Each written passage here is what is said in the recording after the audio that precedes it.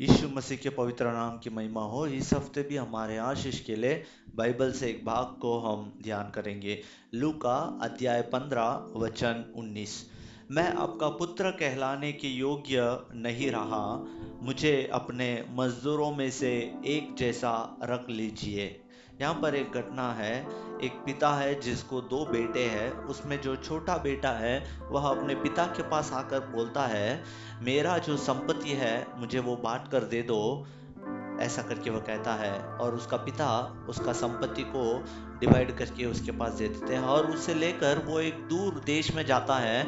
वहां पर बहुत ही अच्छा एक जीवन जीता है। उसका सारा संपत्ति को वो खत्म कर देता है। अब उस देश में एक बड़ा आकाल आ गई है जहाँ पे खाने के लिए भी लोगों के पास नहीं है। उस समय ये भी बहुत एक गरीबी की परिस्थिति में आकर इसको एक वक्त का भी खाना खाने का कोई भी मौका नहीं मिल रहा है। उस समय पर वो ये चीजों को याद कर रहा है, मेरे पिता के घर में कितने मजदूर हैं और उन सारे मजदूरों को तृप्त होने का उतना सारा भोजन है और वो बहुत खुशी से है, लेकिन मैं यहाँ पर एक वक्त का खाना के लिए भी मैं बहुत भूखा हूँ खाना के बिना।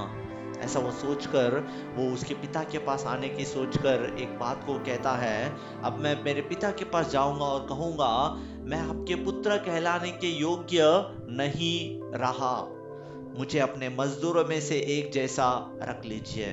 जब मैं आपसे सारा संपत्ति लेकर जा रहा था मैं बहुत अच्छे से था, एक पुत्र के समान था, लेकिन अब जब मैं फिर से आपके पास आया हूं मैं पूरी एक गंदगी के समान, आपका पुत्र कहलाने के योग्य ही नहीं है वैसा मैं आपके सामने आया हूं। अब मैं जाकर किसी को भी ये नहीं बोल पाऊंगा आप मेरे पिता हो या मैं आपका पुत्र हूं, क्योंकि मैं आपके रास्ते पर नहीं चला और आपका कोई भी गुण मेरे अंदर नहीं रहा। मैं पूरा अलग हो चुका हूं। अब आपके पुत्र कहलाने का योग्य मैं नहीं रहा, मुझे एक नौकर के समान रख लीजिए। तो उसका पिता उसकी इस बातों को सुनकर, उसका इस नम्रता को देखकर, उसका इस पश्चाताप को देखकर उस पिता उसको फिर से पुत्र का अधिकार देते हैं। वो पिता के पास इतना सामर्थ है, इतना अधिकारी पिता है, उन्होंने उस बेटे का अधिकार को फिर से दिया। जरा हम सोचेंगे, हम उस पिता के सामने जाते हैं, उस खुदा के सामने जाते हैं तो हम हमारे अंदर की कितने बुरी बातों को, गंदगी के बातों को हम याद करके हम कहते हैं कि हे पिता, मैं तेरा पुत्र कहलाने का योग्य नहीं हूं। यदि हम ऐसा कहते हैं उसके सामने तो हमारा जीवन कितना भी खराब क्यों ना हो, हमारा जीवन कितना भी बुरा क्यों ना हो, उसे पूरी तरह बदल कर फिर से वो हमें एक पुत्र का अधिकार देने का सामर्थ उस खुदा के पास है।